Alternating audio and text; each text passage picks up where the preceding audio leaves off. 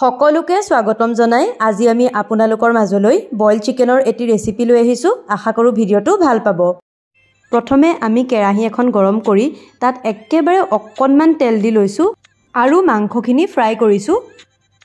তেল নিদিলেও হয়, কিন্তু অকণমান তেল দিলে খাবলৈ সোৱাদ হয়। এয়া অলপ অলপ ফ্ৰাই হৈছে মাংসখিনি। ভিডিওটোত দেখাৰ ধৰণে কাটি লোৱা 3টা পিয়াজ আৰু এটা ক্যাপসিকাম তাত দি দিছো। ডাঙৰ ডাঙৰকৈ কাটি লোৱা 3টা বিলাহীও তাৰ লগতে এড কৰিছো। ইয়াতে আদা আৰু নহৰুৰ পেষ্টখিনিও দি দিছো।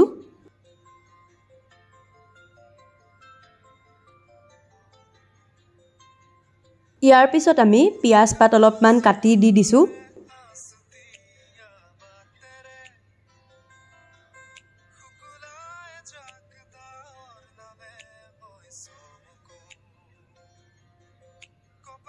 এতিয়া আমি 5টামান ৰঙা জলকীয়া দিছো। ইয়াৰ পিছত সোৱাদ অনুসৰি নিমখ দিছো।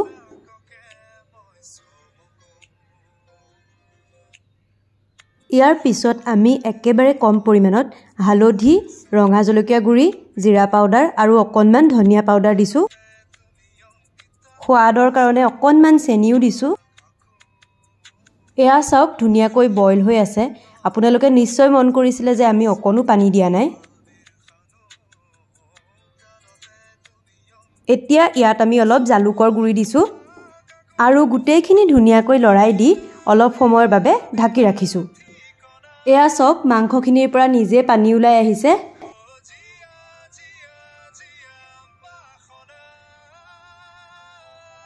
এইখিনি পানী অলপ শুকাবলৈ দিছো। শুকাই যোৱাৰ পাছত প্ৰয়োজন অনুসৰি এতিয়াহে আমি পানী দিছো। পানীখিনি উতলালৈকে অলপ ঢাকি ৰাখিব লাগিব। এয়া চাওক অলপ অলপকৈ উতলিছে।